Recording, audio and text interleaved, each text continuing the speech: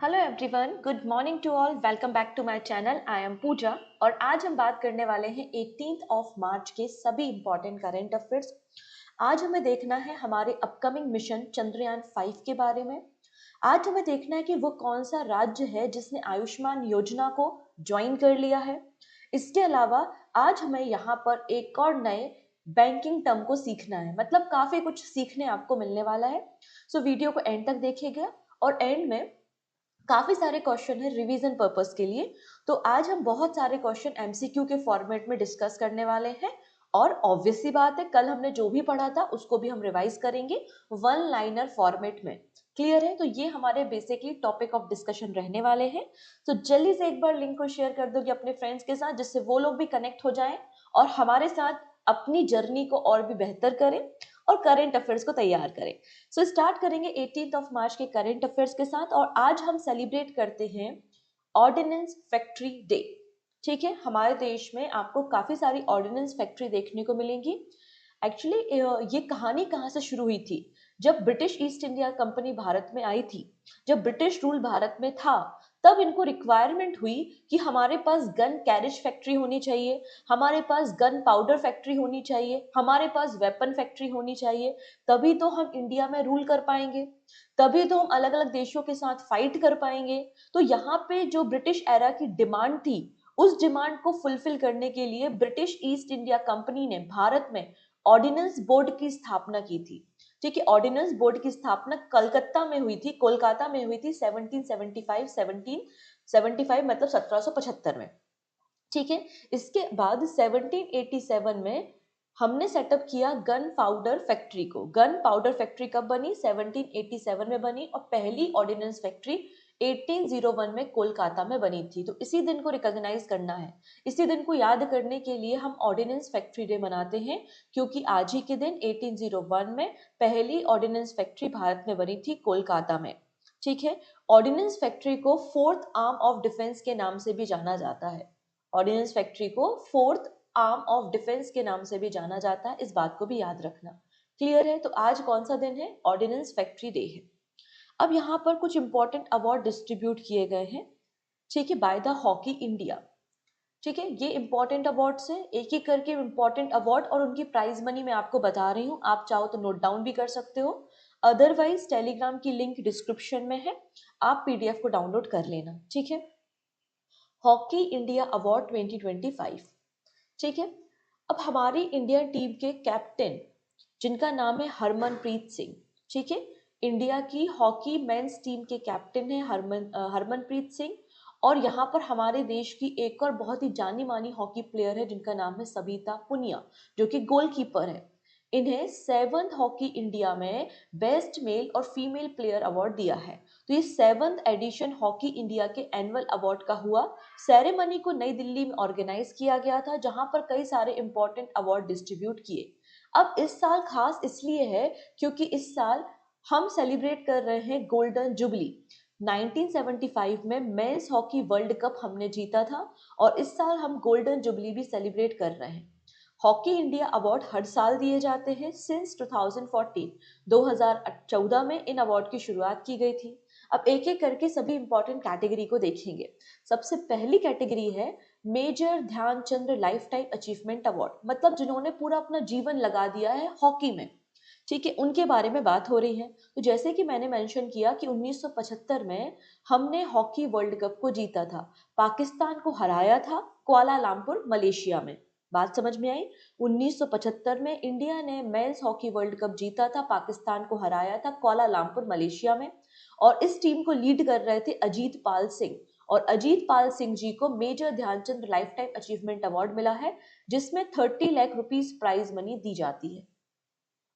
Next है Balbir Singh senior award for player of the year, मतलब best player of the year award आप इसको बोल सकते हैं मेंस कैटेगरी में। ठीक है, किसे दिया है? हरमनप्रीत सिंह को दिया है, अभी हमने डिस्कस किया था। और ये सेकेंड टाइम है जब हरमनप्रीत सिंह को Balbir Singh senior award for player of the year दिया जा रहा है। इसमें प्राइज मनी 25 लाख रुपीस की होती है। ना बात करेंगे बेस्ट प्लेयर वीमेंस कैटेगरी में। Balbir Singh senior award for player of the year women's category में किसे मिला है? सविता पुनिया को मिला है और तीसरी बार इन्हें यह अवार्ड मिल रहा है। 25 लाख रुपए इसमें भी दिए जाते हैं। नेक्स्ट है Jugraj Singh award for upcoming player of the year men's under 21। तो अंडर 21 कैटेगरी में आप कह सकते हो कि बेस्ट प्लेयर कौन है मेंस कैटेगरी में? आंसर हो जाएगा अराईजीत सिंह हुंडल, इनको 10 लाख रुपए दिए जाएंगे। अगर फीमेल कैटेगरी की बात करें तो दीपिका है और इनको भी 10 लाख रुपीस दिए जाएंगे। नेक्स्ट है Baljeet Singh award for goalkeeper of the year. तो goalkeeper of the year award कौन सा है? बलजीत सिंह अवार्ड है, ये सविता पुनिया को मिला है। इसमें 5 लाख रुपए प्राइज मनी है। फिर अगला नाम आता है Pargat Singh award for defender of the year. Defender of the year award मिला है अमित रोहिदास को और इनको भी 5 लाख रुपीस प्राइज मनी दी जाएगी। तो 4 नाम इंपॉर्टेंट हो चुके हैं, एक्चुअली 3 नाम इंपॉर्टेंट है सविता पुनिया का, ठीक है, इसके अलावा हरमनप्रीत सिंह का और अमित रोहित दास का, इनका नाम याद रखना है। नेक्स्ट है Jamuna Lal Sharma award. Jamuna Lal Sharma award for invaluable contribution. तो प्रसार भारती को दिया है क्योंकि इन्होंने हॉकी इंडिया को प्रमोट किया, इसका प्रचार प्रसार किया, इसलिए जमुना लाल शर्मा अवार्ड किसे दिया गया है? प्रसार भारती को दिया गया है, जिसमें 5 लाख रुपीस दी जाते हैं। नेक्स्ट है hockey India president award for outstanding achievement. तो हॉकी इंडिया प्रेसिडेंट अवार्ड ये दिया गया है किसे? ये दिया गया है बैगटन कप हॉकी टूर्नामेंट को, जो कि भारत का ओल्डेस्ट हॉकी टूर्नामेंट है। सिंस 1895 इसे खेला जाता है। रिसेंटली 125 एडिशन इसका हुआ था, जिसमें इसे ऑर्गेनाइज किया था हॉकी बंगाल ने। It currently organise by hockey Bengal और इसको जीता था इंडियन नेवी की टीम ने। 5 लाख रुपए यहाँ पर भी दिए गए हैं। अगर हम हॉकी इंडिया प्रेसिडेंट अवार्ड के बारे में बात करें, hockey India president award for umpire, umpire के लिए अवार्ड किसे मिला है? रिपु दमन शर्मा को मिला है, जिसमें 2.5 लाख रुपीस दिए जाते हैं।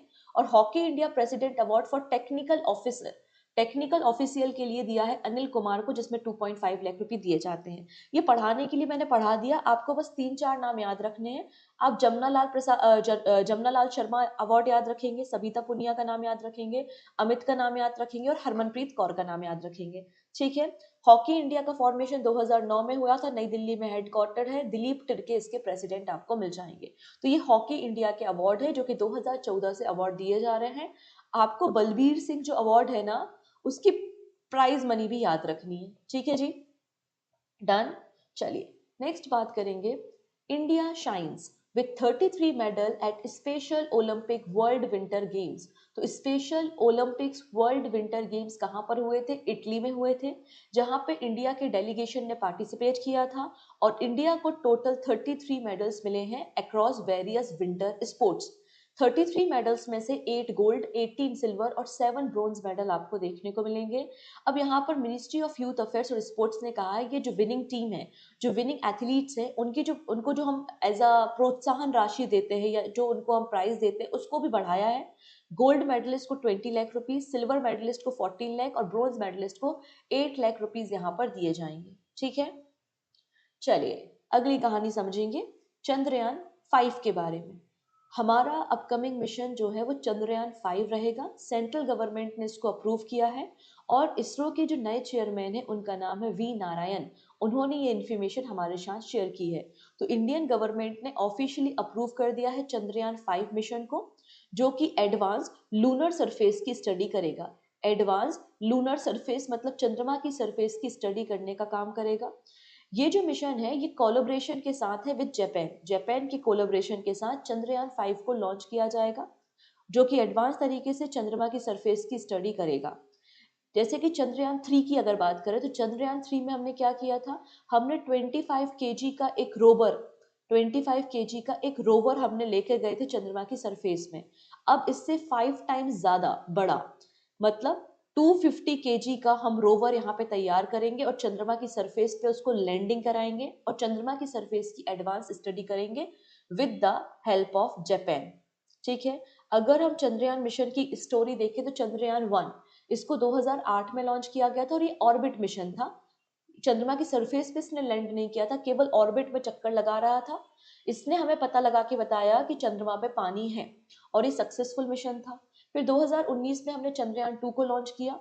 सक्सेसफुली सॉफ्ट लैंडिंग नहीं हो पाई, इसलिए हम कहेंगे कि पार्शियली सक्सेसफुल रहा। फिर चंद्रयान 3 को हमने 2023 में लॉन्च किया, जो कि पहली बार सॉफ्ट लैंडिंग करा था चंद्रमा के साउथ पोल पे। फिर चंद्रयान 4 2027 में लॉन्च किया जाएगा, जो कि क्या करेगा, चंद्रमा की सरफेस से सॉइल के सैंपल को कलेक्ट करेगा और वापस अर्थ पर लेकर आएगा। ये अपकमिंग मिशन है। चंद्रयान 5 को हम 2028 में लॉन्च करेंगे और ये एडवांस चंद्रमा की सरफेस की स्टडी करेगा। तो इस तरीके से आपके 5 चंद्रयान मिशन हो जाएंगे। 3 लॉन्च हो चुके हैं, 2 लॉन्च होने वाले हैं। ठीक है। नेक्स्ट है Ayushman Bharat scheme extend to Delhi. तो देखिएगा, जो आयुष्मान भारत प्रोग्राम है वो बीजेपी गवर्नमेंट का प्रोग्राम है, और जहां जहां भी बीजेपी गवर्नमेंट रूल करती है वहां वहां आपको जनरली ये प्रोग्राम देखने को मिलता है। सेंट्रल गवर्नमेंट का प्रोग्राम है, तो कई सारे राज्यों के द्वारा इसको इम्प्लीमेंट किया जाता है। केवल और केवल एक ही राज्य है जहां पर आयुष्मान भारत स्कीम नहीं है, और वो है वेस्ट बंगाल। दिल्ली बचा हुआ था, लेकिन दिल्ली में रिसेंटली बीजेपी जीत गई है, तो वापस यहाँ पर आपको दिल्ली में ये प्रोग्राम देखने को मिल रहा है। तो दिल्ली गवर्नमेंट ने एमओयू साइन किया है नेशनल हेल्थ अथॉरिटी के साथ, और आयुष्मान भारत प्रधानमंत्री जन आरोग्य योजना को इम्प्लीमेंट किया जा रहा है। दिल्ली 35th नंबर का स्टेट एंड यूनियन टेरिटरी होगा जो कि आयुष्मान भारत प्रोग्राम को अडॉप्ट कर रहा है। केवल वेस्ट बंगाल ही है जिसने इस प्रोग्राम को अडॉप्ट नहीं किया है। आयुष्मान भारत प्रधानमंत्री जन आरोग्य योजना की शुरुआत 2018 में की गई थी। इसमें क्या किया जाता है, इसमें पर family per year 5 lakh rupees का हेल्थ कवरेज दिया जाता है आपके सेकेंडरी और टर्सरी हॉस्पिटल्स में। मतलब एक वर्ल्ड की largest government funded health insurance scheme आपको मिल जाएगी, आयुष्मान भारत स्कीम, और दिल्ली में भी इसको एक्सपांड किया जा रहा है। ठीक है। फर्दर डिस्कशन हम करेंगे, लेकिन अभी हमारा मंथली कंपाइलेशन भी चल रहा है। मैंने फरवरी मंथ की सभी गवर्नमेंट स्कीम्स आपके साथ शेयर कर दी हैं। फरवरी मंथ की सभी नेशनल न्यूज़ आपके साथ शेयर कर दी हैं। फरवरी मंथ के सभी इंडेक्सेस और रिपोर्ट को डिस्कस कर दिया है। आज फरवरी मंथ की सभी साइंस, टेक, मिलिट्री और डिफेंस की न्यूज़ को कवर कर देंगे। तो इस तरीके से आपका धीरे धीरे पैरेलली मंथली कंपाइलेशन भी होते जा रहा है। ये डेफिनेटली आपको आने वाले एग्जाम में मदद करेगा। एक ही वीडियो में आपको पूरे मंथ का करंट अफेयर्स रेडी होने का मौका मिल रहा है, तो आप इस वीडियो को देख सकते हैं, प्लेलिस्ट में अवेलेबल है। इसके अलावा आप पीडीएफ को डाउनलोड कर सकते हैं पूजा जैन क्लासेस एप्लीकेशन से या फिर हमारे टेलीग्राम से। ठीक है। इसके अलावा कई सारे बच्चे अभी भी पूछ रहे हैं कि मैगजीन कैसे मिलेगी। तो बेटा, बड़ा सिंपल सा तरीका है, मैं कई बार बता चुकी हूँ। पूजा जैन क्लासेस एप्लीकेशन को डाउनलोड करना, वहां पर मैगजीन सेक्शन दिखेगा, मैगजीन सेक्शन में जाना, तो आपको फरवरी मंथ की कंप्लीट मंथली जो मैगजीन है वो भी मिल जाएगी वहां पर। और जो बैंकिंग सेक्टर की मंथली मैगजीन है जिसमें केवल बैंकिंग न्यूज है, तो फरवरी मंथ की कंप्लीट बैंकिंग न्यूज और बैंकिंग न्यूज पर बेस्ड 100 एमसीक्यू आपको मिल जाएंगे। प्रिंटेबल फॉर्मेट में है, केवल 25 रुपए में है, आप डाउनलोड करके प्रिंट आउट निकाल लेना। आई होप इतना चीजें क्लियर हो गई होंगी। अगर क्लियर हो रही है तो लिंक को शेयर कर दो। और हाँ जी, जीएसटी आपका नहीं लगेगा, और अब तो जीएसटी टैक्स कलेक्ट कर रहा है यस बैंक। अभी हम यस बैंक के बारे में बात करेंगे, जिसको गवर्नमेंट ने राइट दिए हैं कि वो जीएसटी को कलेक्ट करेगा ऑनलाइन। तो आपको जीएसटी नहीं लगेगा, तो इसलिए आप लाइक कर सकते हो। ठीक है। चलिए ना बात करते हैं रायसीना डायलॉग के बारे में। हमारा जो प्रेसिडेंट हाउस है, मतलब जो राष्ट्रपति भवन है, वो रायसीना हिल पर है, और यहाँ पर जो मीटिंग्स होती है उनको जनरली रायसीना डायलॉग के नाम से जाना जाता है। रायसीना डायलॉग एक एनुअल कॉन्फ्रेंस है जिसमें कई सारे कंट्री के जो डेलीगेट्स हैं, कई सारी कंट्रीज के लीडर्स हैं, वो पार्टिसिपेट करते हैं। और जियो पॉलिटिक्स पे जो भी क्राइसिस चल रहे हैं पूरे वर्ल्ड में, जो चैलेंजेस हैं वर्ल्ड में, उस पर डिस्कशन किया जाता है। तो 10th एडिशन रायसीना डायलॉग का नई दिल्ली में स्टार्ट हो रहा है। इसको इनॉग्रेट करेंगे प्राइम मिनिस्टर नरेंद्र मोदी, और इसमें जो चीफ गेस्ट है वो न्यूजीलैंड के प्राइम मिनिस्टर है जिनका नाम है क्रिस्टोफर लक्सन। तो अगर पूछा जाए कि 10वें एडिशन में, रायसीना डायलॉग के 10वें एडिशन में चीफ गेस्ट कौन है, तो आंसर हो जाएगा न्यूजीलैंड के प्राइम मिनिस्टर क्रिस्टोफर लक्सन है। ये भारत में विजिट करने आए हुए हैं। ऐसा बताया जाता है कि 125 कंट्री के डेलीगेट्स यहाँ पर पार्टिसिपेट करेंगे। ना बात करेंगे थीम के बारे में, तो थीम है काल चक्र, पीपल, पीस एंड प्लेनेट। ये आपको थीम देखने को मिल जाएगी। 17 से लेकर 19 मार्च के बीच में आपको ये रायसीना डायलॉग का 10th एडिशन देखने को मिलेगा नई दिल्ली में, और ऑर्गेनाइज किया जाएगा by the ministry of external affairs. ना बात करते हैं, हम सभी को पता है ये है सुनीता विलियम्स। ठीक है। सुनीता विलियम्स हमको पता है कि 9 महीने से फंसी हुई है, 9 मंथ से स्टक है, कहाँ पर, इंटरनेशनल स्पेस स्टेशन पे। हुआ क्या था, Boeing star line space craft, ठीक है, Boeing star liner space craft, ये रिटर्न होना था इसको एस्ट्रोनॉट्स को वापस लेकर। लेकिन हुआ क्या, ये इसमें कुछ प्रपल्शन इशू आ गया, तो इशू के चलते हुए हमारे हमारे नहीं, मतलब जो नासा के एस्ट्रोनॉट्स हैं वो स्टक हो गए, वो फंस गए इंटरनेशनल स्पेस स्टेशन पे और 9 महीने से फंसे हुए थे। उसके बाद क्या हुआ, नासा ने स्पेस एक्स के साथ कोलैबोरेशन किया और स्पेस एक्स को कॉन्ट्रैक्ट दिया कि आप जो इंटरनेशनल स्पेस स्टेशन में एस्ट्रोनॉट फंसे हुए हैं उनको वापस लेकर आओ। तो अभी recently space x crew 9 mission को भेजा गया और ये क्या कर रहा है, ये इंटरनेशनल स्पेस स्टेशन में फंसे हुए एस्ट्रोनॉट को वापस लेकर आ रहा है। आज 18 मार्च को इंटरनेशनल स्पेस स्टेशन में फंसे हुए एस्ट्रोनॉट वापस लेकर आएंगे, जिसमें एक आपको सुनीता विलियम्स भी देखने को मिल जाएंगी। क्लियर है। अब यहाँ पे अगर एस्ट्रोनॉट इंटरनेशनल स्पेस स्टेशन में फंस गए हैं, स्टक हो गए हैं, तो क्या उससे ह्यूमन बॉडी पे कोई असर होता है? क्योंकि 9 महीने से सुनीता विलियम्स फंसी हुई हैं, तो क्या इनकी बॉडी पे कोई असर हुआ होगा? आंसर है यस। क्या ड्रॉबैक्स हैं? तो सबसे पहली बात होती है बोन डेंसिटी लॉस, क्योंकि वहां पर तो माइक्रोग्रेविटी है, हमारे जैसी ग्रेविटी स्पेस में तो नहीं होगी, तो वहां पर है माइक्रोग्रेविटी। और माइक्रोग्रेविटी के कारण कई सारे एस्ट्रोनॉट को हेल्थ इशू होते हैं, उनकी जो मसल मास स्ट्रेंथ होती है वो डिक्लाइन होती है, उनकी जो बोन डेंसिटी होती है वो डिक्लाइन होती है। ऐसा बोला जाता है कि 1% बोन मास पर मंथ यहाँ पर डिक्लाइन होता है, कम होता है बिकॉज ऑफ माइक्रोग्रेविटी, क्योंकि वहां पर ग्रेविटेशनल फोर्स कम है। विजन प्रॉब्लम, अब यहाँ पे इंटरनेशनल स्पेस स्टेशन पे क्या होता है, जो फ्लूइड डिस्ट्रीब्यूशन है हमारे शरीर में, हमारी आंखों में, हमारा जो ब्रेन है उसमें जो फ्लूइड भरा हुआ है उसका जो डिस्ट्रीब्यूशन है वो अनइवन हो जाता है, उसके कारण विजन लॉसेस होते हैं, देखने में भी समस्या हो सकती है।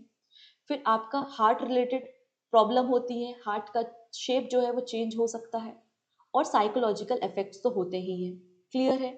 एक्चुअली अचानक से इलेक्ट्रिसिटी चली गई है, तो हम यहाँ पे कोई बात नहीं, कैमरा ऑफ करके पढ़ लेते हैं। और आई थिंक मैं आपको दिखाई तो दे ही रही हूँ, थोड़ा सा कम दिखाई दे रही हूँ लेकिन दिखाई तो दे रही हूँ। काम चला लो, ठीक है, इलेक्ट्रिसिटी जैसे ही आएगी तो सब कुछ नॉर्मल हो जाएगा। ना बात करते हैं इंटरनेशनल स्पेस स्टेशन के बारे में। ये लार्जेस्ट मेन मेड स्ट्रक्चर है स्पेस में।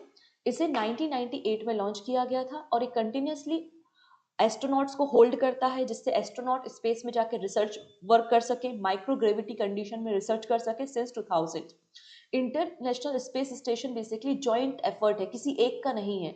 इसमें NASA, जेक्सा, Canada, European space agency और रॉसकॉस्मॉस मतलब रशिया, सबका जॉइंट वेंचर आपको देखने को मिलेगा। लगभग 400 किलोमीटर अबव द अर्थ इसको डिप्लॉय किया गया है और 2800 किलोमीटर पर आवर की स्पीड से अर्थ के चक्कर लगाता है, अर्थ को ऑर्बिट करने का काम करता है। इसका पर्पस है रिसर्च वर्क करना। ठीक है। नेक्स्ट है US to impose new travel ban. अब देखो, अमेरिका ने एक नया टेंट्रम शुरू किया है, एक नया कार्यक्रम शुरू किया है और इन्होंने 3 लिस्ट बना डाली हैं। एक रेड लिस्ट है, एक ऑरेंज लिस्ट है और एक येलो लिस्ट है, और अलग अलग देशों में अलग अलग रिस्ट्रिक्शंस ट्रेवलिंग के लिए इम्पोज किए हैं। तो डोनाल्ड ट्रंप एडमिनिस्ट्रेशन ने एक ड्राफ्ट तैयार किया है जिसमें 43 कंट्रीज शामिल हैं, और यहाँ पे सिक्योरिटी जो ऑफिसर्स हैं उन्होंने पूरी कंट्रीज को 3 कैटेगरी में डिवाइड किया है, रेड, ऑरेंज और येलो, और उनके ऊपर ट्रेवलिंग रिस्ट्रिक्शंस लगाए हैं। कोई कंट्री अगर रेड लिस्ट में शामिल है तो उसके ऊपर कंप्लीटली बैन है, मतलब उस कंट्री के जो पर्सन्स हैं वो अमेरिका में तो ट्रेवल नहीं कर सकते, विजिट नहीं कर सकते, उनकी एंट्री कंप्लीटली बैन है, जो भी देश रेड लिस्ट में है, जैसे कि अफगानिस्तान। फिर पाकिस्तान, रशिया जैसे देश जो है वो किस में है, ऑरेंज लिस्ट पे है। इस पे ट्रेवलिंग पे तो रिस्ट्रिक्शन नहीं है लेकिन अदर कुछ रिस्ट्रिक्शंस लगाए गए हैं। ठीक है। 10 कंट्रीज है जो ऑरेंज लिस्ट में है, रशिया पाकिस्तान के अलावा Myanmar, Belarus, Haiti, south Sudan, ये सभी कंट्री आपको ऑरेंज लिस्ट में मिल जाएंगी। अफगानिस्तान, भूटान ये आपको रेड लिस्ट में है। इसके अलावा Cuba, Iran, Libya, north Korea, Somalia, Syria, Venezuela, ये सभी रेड लिस्ट में है। और येलो लिस्ट में आपको 22 कंट्रीज देखने को मिलेंगी। उनको बोला है कि ये कुछ फॉर्मेलिटीज हैं जो आपको पूरी करनी है, अगर आप पूरी नहीं करते हैं तो आप कभी भी किसी भी समय येलो लिस्ट से ऑरेंज लिस्ट या फिर रेड लिस्ट में, ऑरेंज या फिर रेड लिस्ट में आपका नाम ट्रांसफर किया जा सकता है। ठीक है। तो इस तरीके से ट्रेवल पे बैन लगा रहा है अमेरिका। ना बात करेंगे DMRC introduce urban cargo service with blue dart. तो ब्लू डार्ट जो है वो जर्मन कंपनी की एक सब्सिडरी है, डीएचएल की एक सब्सिडरी है ब्लू डार्ट। ठीक है। इंडिया का जो लार्जेस्ट मेट्रो नेटवर्क है DMRC, Delhi metro rail corporation, इन्होंने अर्बन कार्गो, अर्बन जो फ्रिगेट है मतलब शहर के अंदर ट्रांसपोर्टेशन, शहर के अंदर आपकी जो भी कोरियर है उसको एक जगह से दूसरी जगह तक पहुंचाना, कार्गो को एक जगह से दूसरी जगह तक पहुंचाना, इस सर्विस की शुरुआत की है जिससे जो ट्रैफिक होता है, जो कंजक्शन होता है, उसको थोड़ा सा रिड्यूस किया जा सके। तो अर्बन कार्गो फ्रिगेट सर्विस की शुरुआत डीएमआरसी ने की है, जिसके लिए इन्होंने ब्लू डार्ट के साथ कोलैबोरेशन किया है। डीएमआरसी पहला मेट्रो नेटवर्क है साउथ एशिया और पैसिफिक रीजन में जो कि कार्गो सर्विस को इंट्रोड्यूस कर रहा है। ठीक है, ब्लू डार्ट की मदद से केवल ब्लू लाइन में भी स्टार्ट किया जाएगा, फिर रिमेनिंग दिल्ली में धीरे धीरे धीरे धीरे इसको एक्सपांड किया जाएगा। ये मैड्रिड के मेट्रो रेल से इंस्पायर है। मैड्रिड कहाँ है? स्पेन में है। तो स्पेन के प्रोजेक्ट से इंस्पायर है और दिल्ली गवर्नमेंट मतलब डीएमआरसी इसको लॉन्च कर रही है। क्लियर है? अगर हम बात करते हैं डीएमआरसी के बारे में, दिल्ली मेट्रो रेल कॉरपोरेशन 1995 में इसका फॉर्मेशन हुआ था अंडर द कंपनीज एक्ट 1956। ठीक है, गवर्नमेंट ऑफ इंडिया और national capital territory of Delhi का जॉइंट कोलैबोरेशन है। इसमें दोनों के 50-50% स्टेक्स आपको देखने को मिल जाएंगे। ठीक है, डीएमआरसी के मैनेजिंग डायरेक्टर विकास कुमार हैं और नई दिल्ली में इसका हेडक्वार्टर है। नाउ बात करेंगे Moody's project India GDP growth to exceed 6.5% in FY 25-26। Morgan Stanley ने, देखो मॉर्गन स्टैनली ने एक बात कही है, मॉर्गन स्टैनली ने कहा है कि भारत जो है वर्ल्ड की तीसरे नंबर की सबसे बड़ी अर्थव्यवस्था, वर्ल्ड की थर्ड नंबर की लार्जेस्ट इकोनॉमी बन जाएगी बाय द 2028। ये कहा है मॉर्गन स्टैनली ने। वहीं मूडीज ने जीडीपी फॉरकास्ट को रिवाइज किया है। इन्होंने कहा था 2024-25 में मूडीज के अकॉर्डिंगली भारत की ग्रोथ 6.3% थी और अब 25-26 में 6.5% रहेगी। वहीं इकोनॉमी सर्वे के अकॉर्डिंगली 25-26 में भारत की जो इकोनॉमी ग्रोथ है वो 6.8% रहेगी, ऐसा एस्टिमेशन है। चलिए नाउ बात करते हैं अब हम यहाँ पर री इंश्योरर के बारे में। हमारे देश में जो इंश्योरेंस कंपनीज होती हैं, इंश्योरेंस कंपनीज को इंश्योरेंस प्रोवाइड करने का काम, बात समझ में आ रही है? Insurance for insurance company. तो इंश्योरेंस कंपनी भी तो रिस्क में हो सकती हैं, तो इंश्योरेंस कंपनी को इंश्योरेंस प्रोवाइड करने का जो काम करती हैं उन कंपनी को री इंश्योरर कहा जाता है। अभी तक हमारे देश में एक कंपनी है जिसकी मोनोपोली चल रही थी, वो है GIC। अब इसकी मोनोपोली को खत्म किया जा रहा है और हमारे देश की पहली प्राइवेट कंपनी बन चुकी है जिसको री इंश्योरर टाइटल या फिर लाइसेंस दिया गया है, जिसका नाम है वैल्यू एथिक्स। ठीक है, वैल्यू एथिक्स री इंश्योरर। ठीक है, वैल्यू एथिक्स री इंश्योरेंस कंपनी जो है वो भारत की पहली कंपनी बन गई है जिसको IRDAI ने ग्रांट किया है, लाइसेंस दिया है, जो एज अ री इंश्योरेंस काम करेगी और 210 करोड़ रुपए के पेड अप कैपिटल के साथ इसको तैयार किया जाएगा। बात समझ में आ गई? नेक्स्ट बात करेंगे यश बैंक के बारे में। तो यहाँ पर यश बैंक ने एक नई ऑनलाइन डिजिटल बैंकिंग फैसिलिटी की शुरुआत की है जिसमें कोई भी इंडिविजुअल के अलावा कोई भी बिजनेसमैन GST पेमेंट कर सकता है ऑनलाइन तरीके से। तो प्राइवेट सेक्टर लेंडर है यश बैंक, जैसा कि हमने देखा इसे गवर्नमेंट ने ऑथोराइज किया है GST को कलेक्ट करने के लिए। यश बैंक के MD एंड CEO कौन है? प्रशांत कुमार आपको देखने को मिल जाएंगे। नाउ बात करते हैं कुछ इंपॉर्टेंट पर्सन के बारे में। तो पहले पर्सन है जिनका नाम न्यूज में है वो है अरुण मेमन। आप लोगों ने सुना होगा ATMA के बारे में। हमारे देश में ऑटोमोटिव टायर मैन्युफैक्चरिंग एसोसिएशन है, मतलब जितनी भी टायर मैन्युफैक्चरिंग कंपनी है उनकी रिप्रेजेंटेटिव बॉडी है और इसी बॉडी के चेयरमैन आपको देखने को मिलेंगे अरुण मेमन। इस बॉडी का फॉर्मेशन 1975 में किया गया था। चलिए अगले पर्सन जो बहुत इंपॉर्टेंट पर्सन है, टाटा कम्युनिकेशन के नए चेयरमैन। रिसेंटली टाटा कम्युनिकेशन के नए चेयरमैन एन गणपति सुब्रमण्यम को अपॉइंट किया गया है। ये टाटा कम्युनिकेशन के बोर्ड ऑफ डायरेक्टर के चेयरमैन आपको देखने को मिलेंगे। इसके पहले ये चेयरमैन थे, chairman and non executive director थे टाटा एलेक्सी के। क्लियर इतनी चीजें हैं? डन। सो नेक्स्ट नाम है अक्षर पटेल का। अभी अपकमिंग जो IPL होने वाला है उसमें दिल्ली कैपिटल के कैप्टन आपको देखने को मिलेंगे अक्षर पटेल। और आज के जो लास्ट पर्सन है वो एक उड़िया पोइट है जिनका नाम है रमाकांत रथ। रमाकांत रथ जो कि एक उड़िया पोइट रहे हैं, एक IAS ऑफिसर भी रहे हैं और इनका निधन हो गया है। ठीक है, इन्होंने कई सारी रचनाएं की थी, जैसे कि इनकी पहली रचना का नाम था सप्तमा ऋतु, मतलब 7th सीजन। 1977 में इसको इन्होंने रिलीज किया था और इसे साहित्य अकादमी अवार्ड 1978 में मिला था। फिर श्री राधा के लिए इन्हें सरस्वती सम्मान दिया गया था। तो कई सारे इंपॉर्टेंट अवार्ड्स भी इनको मिले हैं। केंद्रीय साहित्य अकादमी अवार्ड 1978 का, सरस्वती सम्मान 1992 में, पद्म भूषण 2006 में, ऐसे कई सारे सम्मान इनको दिए गए हैं। तो हमको याद क्या रखना है, रमाकांत रथ इनका निधन हो गया है, जो कि एक उड़िया पोएट थे। ठीक है, अब बारी आती है क्वेश्चन आंसर की। हम यहाँ पे बहुत सारे एमसीक्यू देखने वाले हैं, जो आज हमने करंट अफेयर्स पढ़े हैं और जो हमने कल करंट अफेयर्स पढ़े थे। ठीक है, उन पर based. Consider the following statement regarding India's newly added UNESCO tentative sites. तो कांगार वैली नेशनल पार्क जो है वो छत्तीसगढ़ में है, जो कि लाइमस्टोन की केव और बायोडाइवर्सिटी के लिए जाना जाता है। इसको यूनेस्को की टेंटेटिव लिस्ट में शामिल किया गया है।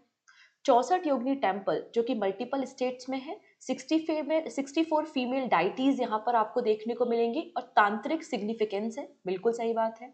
गुप्ता टेम्पल नॉर्थ इंडिया के हैं, जिनको रिकॉग्नाइज किया गया है यूनेस्को टेंटेटिव लिस्ट में, जो 7 से लेकर 8 सेंचुरी के बीच में जिनको बनाया गया था। तो ये 4 से लेकर 5th सेंचुरी में बने हैं, ना कि 7 से लेकर 8 सेंचुरी में। मतलब पहला और दूसरा स्टेटमेंट करेक्ट है, बट तीसरा स्टेटमेंट यहाँ पर इनकरेक्ट है। नेक्स्ट है, with reference to the women's premier league WPL consider the following statement. Mumbai Indian ने सेकेंड WPL का टाइटल जीत लिया है और दिल्ली कैपिटल को हराया है। फिर नेट बर्न पर्पल कैप जीती है, इन्होंने सबसे ज्यादा विकेट लिए हैं। Harmanpreet Kaur player of the match रही है। कौन सा स्टेटमेंट करेक्ट है? तो ये बात तो बिल्कुल सही है, WPL का टाइटल मुंबई इंडियंस ने जीता है, दिल्ली कैपिटल को हराया है। पर्पल कैप उसे दिया जाता है जो सबसे ज्यादा विकेट लेता है, और सबसे ज्यादा विकेट लेने का काम किसने किया है? अमेलिया केर ने किया है। जबकि नेट बर्न को ऑरेंज कैप दिया गया है। Player of the match Harmanpreet Kaur है, पहला और तीसरा करेक्ट है, दूसरा स्टेटमेंट इनकरेक्ट है। नेक्स्ट है, north east centre for technology application and reach, nectar. Nectar के बारे में हम लोगों ने कल डिस्कस किया था, इसके बारे में कुछ स्टेटमेंट है। ये एक ऑटोनोमस बॉडी है, डिपार्टमेंट ऑफ साइंस और टेक्नोलॉजी के अंदर काम करती है, बिल्कुल सही बात है। ठीक है, इसके 2 मिशन है, national mission for bamboo cultivation, saffron का कल्टीवेशन, और mission for Jio special application. इसका हेडक्वार्टर शिलोंग मेघालय में है और परमानेंट कैंपस भी इसका शिलोंग मेघालय में बनाया जा रहा है। तो ये सभी स्टेटमेंट बिल्कुल करेक्ट है। Which regulatory body approved the first reinsurance license to private player?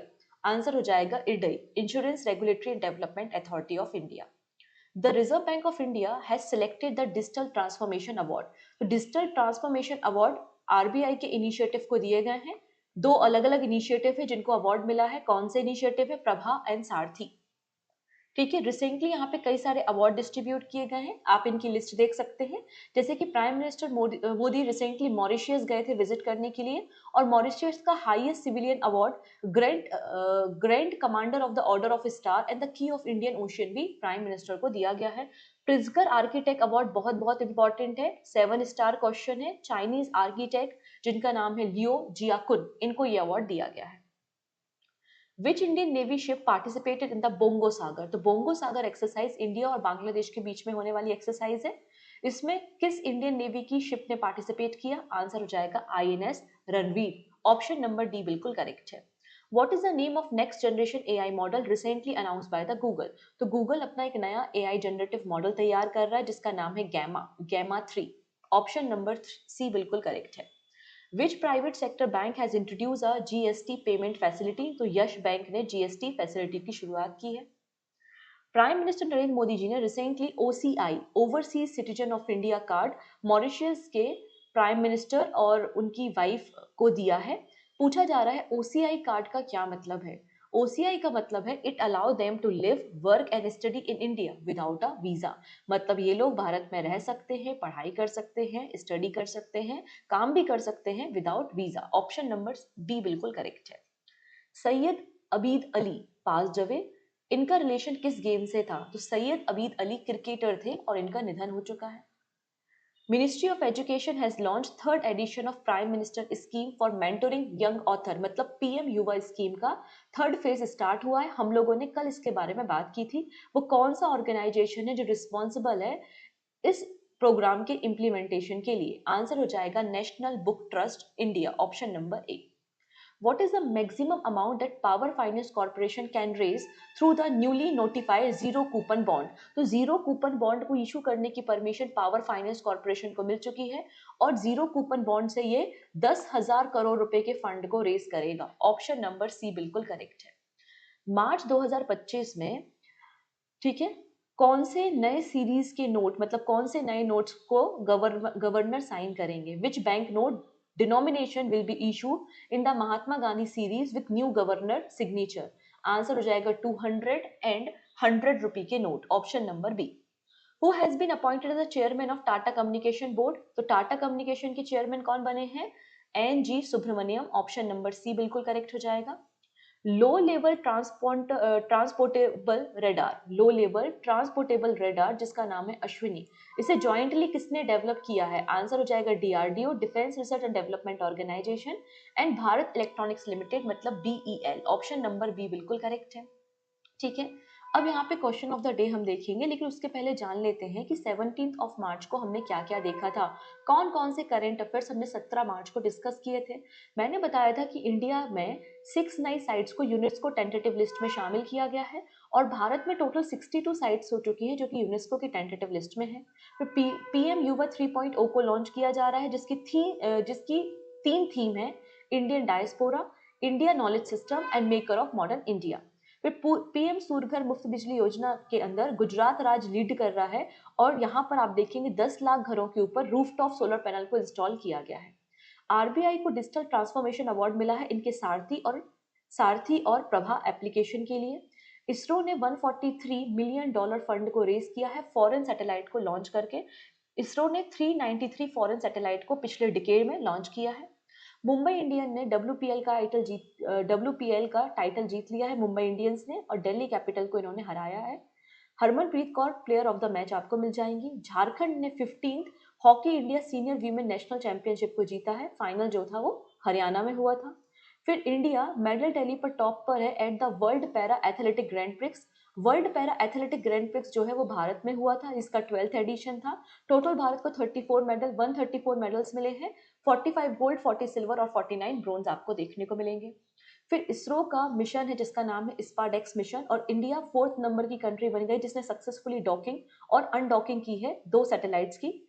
ठीक है, सैटर्न के 128 मून्स को डिस्कवर किया है, और सैटर्न में सबसे ज्यादा चंद्रमा आपको देखने को मिलेंगे 274।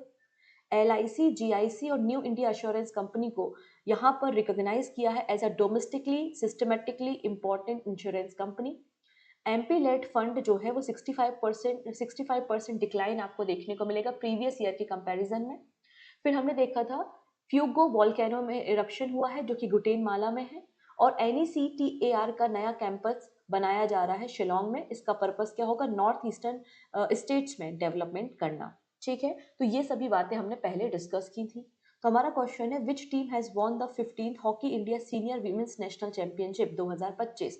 जो भी सही आंसर होगा आप मुझे कमेंट सेक्शन में बता सकते हैं। बाकी सारी बातें हम नेक्स्ट वीडियो में करेंगे। इसकी PDF आपको टेलीग्राम से मिल जाएगी, टेलीग्राम ज्वाइन कर लीजिएगा।